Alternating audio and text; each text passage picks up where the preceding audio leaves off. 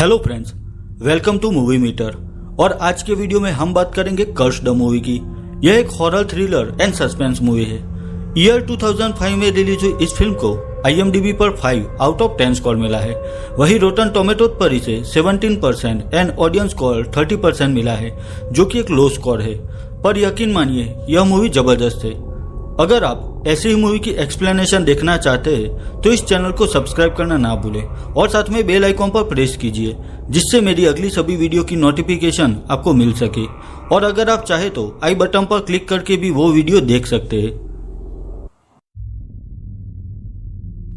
तो चलिए अब कर्स द मूवी की स्टोरी पर फोकस करते हैं। मूवी की स्टार्टिंग में एक म्यूजिक कॉन्सर्ट दिखाया गया है।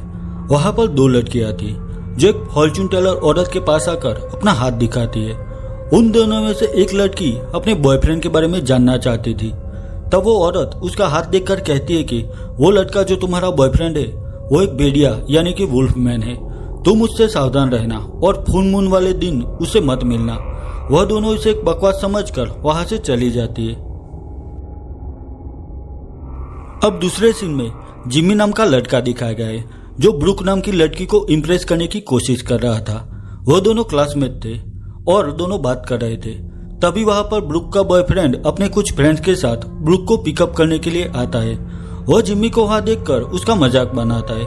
वैसे भी जिमी का सब लोग कॉलेज में मजाक बनाते थे क्योंकि वो थोड़ा सा बेवकूफ था।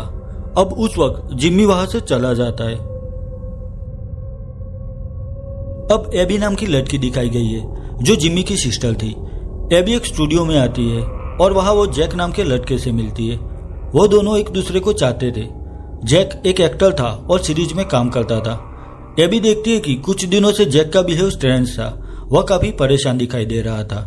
एबी जैक से कहती है कि अगर कोई बात है तो मुझे शेयर करो, पर जैक कहता है कि वो बस ज्यादा काम करने की वजह से थक गया है। उसी वक्त एबी को अपने भाई जिम्मी का कॉल आता है और वो वहां से चली जाती है।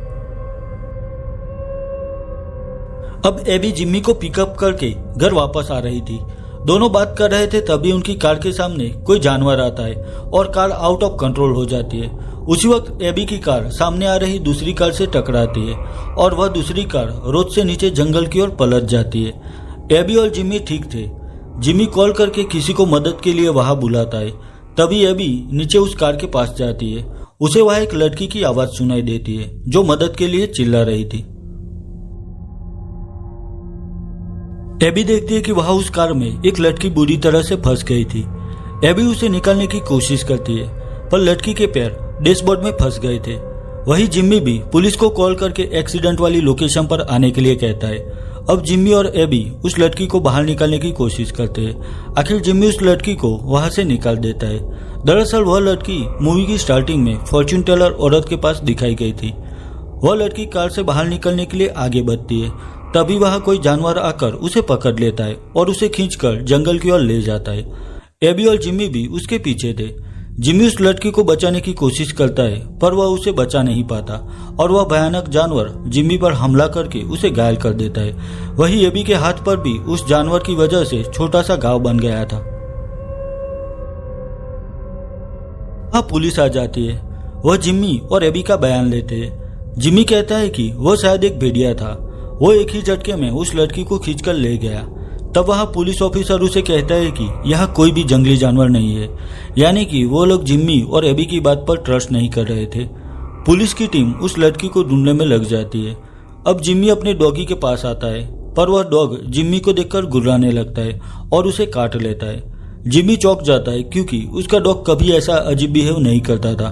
अब वो दोनों अपने घर पर आ जाते हैं।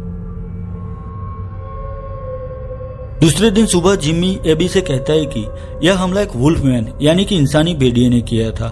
वो कहता है कि उसने यह पढ़ा था कि लूनर सर्कल के दौरान 3 दिन तक यानी कि फुल मून तक वह भेड़िया लोगों का शिकार करता है और इस सर्कल की पहली रात में उस मानव भेड़िए ने हमारे सामने ही उस लड़की को मार डाला।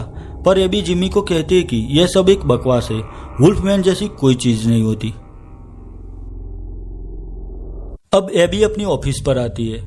वहां उसे जूली नाम की लड़की मिलती है। जूली कहती है कि वह जानती है कि एबी का अफेयर उस टीवी स्टार जैक से चल रहा है। तो वह एबी से कहती है कि वह जैक अच्छा नहीं है, उससे दूर रहने में ही तुम्हारी भलाई है। पर एबी उसे नजरअंदाज कर देती है। एबी अपनी केबिन में बैठी थी, तभी उसे कोई अजीब स्मेल आती है और वह उस स्मेल की ओर खींची चली जाती है। वो देखती है कि ऑफिस स्टाफ की एक लड़की का नोज ब्लीडिंग हो रहा था और वह खून की स्मेल से वहां तक पहुंच गई थी, यानी कि उसमें एक अजीब बदलाव आने लगा था। अब एबी रात में एक पार्टी में आती है जहां वह फिर से जूली से मिलती है। वह दोनों बात कर रहे थे, तभी वहां एबी का बॉयफ्रेंड जैक आ जाता है। जूली और जैक भी एक दूसरे को जानते थे। जैक एबी से माफी मांगता है क्योंकि पिछले कुछ दिनों से चल रही शूटिंग की वजह से वह उसे नहीं मिल पाया था। उसी वक्त वहां एक जेनी नाम की लड़की आती है जो जैक से बहुत फ्रीली बात कर रही थी। यह देखकर एबी वहां से चली जाती है। जैक एबी को मनाने की कोशिश करता है पर वो वहां से चली जाती है।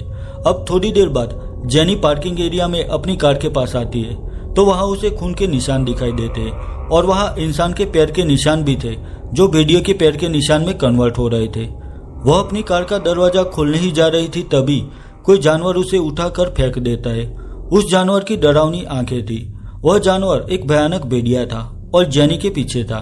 जेनी वहां से भागकर एक एलिवेटर में आ जाती है, पर तभी वो आदमखोर भेड़िया एलिवेटर का दरवाजा तोड़कर जेनी को आखिर मार डालता है। अब दूसरा सीन दिखाया गया है जिसमें जिम्मी एक मानव भेड़िया पर लिखी गई किताब देख रहा था जिसमें कुछ पेंटिंग्स थी। वही लिखा गया था कि अगर किसी श्रापित भेड़िया इंसान को काट ले तो उस इंसान में बदलाव आने स्टार्ट हो जाएंगे और शुरुआत हाथ से होगी। हथेली में 5 सर्कल हो जाएंगे। तब जिम्मी देखता है कि उसके हाथ में भी ठीक उस किताब में दिखाए गए सर्कल बन रहे थे। उसी वक्त एबी वहां आती है तो जिम्मी देखता है कि एबी के हाथ पर भी वही निशान बन रहा था, पर एबी अब भी इस बात पर सीरियस नहीं थी। उसे बस यह सब एक कोइंसिडेंस लग रहा था। दूसरे दिन एबी ऑफिस में थी, तब उसे अजीब फील होने लगता है। वो वॉशरूम में जाती है। वहां उसकी एक स्टाफ मेंबर भी आती है। वो एबी की मदद करना चाहती थी, तभी एबी गुस्से में उसकी ओर देखती है। उस वक्त उसकी आंखें भी बदलने लगी थी। वह उस लड़की को वहां से चले जाने के लिए कहती है, यानी कि उसमें भी वो बदलाव आने लगे थे। उसी रात जिम्मी भी कच्चा मांस खा रहा था। उस वक्त ब्रुक का बॉयफ्रेंड बो जिम्मी से मिलने आता है। जिम्मी वह टुकड़ा वही वापस रख देता है और वापस आकर देखता है तो वहां वो मांस का टुकड़ा नहीं था, उसका कुत्ता उसे खा रहा था। तो जिम्मी अपने डॉग को बुलाता है, पर जैसे ही वो डॉग जिम्मी की ओर देखता है, जिम्मी डर जाता है क्योंकि वह श्राप उस डॉग को भी लग चुका था और वह एक भेड़िया बनकर जिम्मी के पीछे था। तो जिम्मी और बो कार में वहां से चले जाते हैं। जिम्मी समझ गया था कि दरअसल एक्सीडेंट वाली रात उस डॉग ने उसे काटा था, इसी वजह से वह इन्फेक्टेड हो गया था और एक भेड़िया में बदल गया। अब जिम्मी एबी को कॉल करके जो कुछ भी हुआ वो सब बताता है। एबी ऑफिस से जिम्मी के पास जाने के लिए निकलती है, पर तभी उसके कार के पास जैक आता है। वह एबी से बात करना चाहता था, पर एबी उसे मना कर देती है क्योंकि जो 2 लड़कियां मर चुकी थी वह जैक के करीब थी। तभी एबी जैक के हाथ पर बना वह सर्कल का निशान देख लेती है और वहां से चली जाती है, यानी कि शायद वो आदमखोर भेड़िया जैक ही है जो अब तक 2 लड़कियों को मार चुका था। वही दूसरी ओर जिम्मी एबी को कॉल करके कहता है कि वो स्टूडियो में है क्योंकि आज जैक की टीवी मूवी का प्रीमियर है। तो एबी कहती है कि वो जैक ही है जिसने सब मर्डर किए हैं क्योंकि वही असली वुल्फमैन है। थोड़ी देर बाद एबी भी उस स्टूडियो में जिम्मी को लेने के लिए आती है। तभी उसके सामने जैक आ जाता है। एबी डर गई थी, पर तब जैक कहता है कि वो श्रापित है पर उसने किसी को नहीं मारा। वो एबी को उस पर ट्रस्ट करने के लिए कहता है। वो दोनों मिरर की मेज में थे, तभी वहां जिम्मी और बॉबी आ जाते हैं। वही जैक एबी को सच्चाई बता रहा था। तभी वहां शीशे को तोड़कर एक मानव भेड़िया वहां आ जाता है और जैक पर हमला करके उसे बेहोश कर देता है। वही उस वक्त एबी वहां से भागती है। वह उस भेड़िए से बचकर बाहर पार्टी चल रही थी वहां आ जाती है। वो भेड़िया भी एबी का पीछा करते हुए वहां आ जाता है और सब लोगों पर हमला करता है। उसको देखकर सब लोग डर जाते हैं और अपनी जान बचाकर वहां से भागते हैं। आखिर सिक्योरिटी गार्ड सब लोगों को बाहर निकालकर वहां दरवाजा लॉक कर देता है जिससे वो भेड़िया स्टूडियो से बाहर ना निकल सके। पर उस वक्त एबी भी स्टूडियो में फंस जाती है। एबी को वहां उसका भाई जिम्मी मिल जाता है। वो दोनों वहां से बाहर निकलने का रास्ता ढूंढ रहे थे। दोनों को वहां उस भेड़िए की आहट महसूस होती है तो वो लोग वहां से भागते हैं। जिम्मी एक खिड़की के पास खड़ा था, तभी कोई उसे उठाकर नीचे फेंक देता है। अब उस असली इंसान को दिखाया गया है जो सच में वो आदमखोर भेड़िया बनकर सबको मारता था। वहां पर जूली थी जो इन्फेक्टेड थी। जूली कहती है कि वो और जैक पहले एक दूसरे को चाहते थे और जैक पहले से ही इन्फेक्टेड था और उसकी वजह से ही जूली भी इन्फेक्टेड हुई थी। जैक को जैसे ही पता चला कि वह एक श्रापित भेड़िया है, उसने जूली से मिलना बंद कर दिया। तो जूली ने गुस्से में आकर जैक की दोनों खास फ्रेंड्स को मार डाला। अब जैक एबी को चाहता था तो जूली भी उसे मारना चाहती थी, क्योंकि अगर जैक उसका ना हो सका तो वह किसी और का भी नहीं होने देगी। तो जूली एबी पर हमला करती है।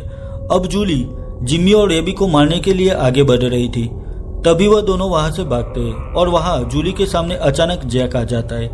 जैक उसे समझाता है कि उसे कंट्रोल कर सकते हैं, किसी को भी मारने की जरूरत नहीं है, पर जूली बस एबी को मारना चाहती थी तो वह जैक पर हमला करके उसे नीचे फेंक देती है। अब जूली फिर से उन दोनों के पीछे लग जाती है।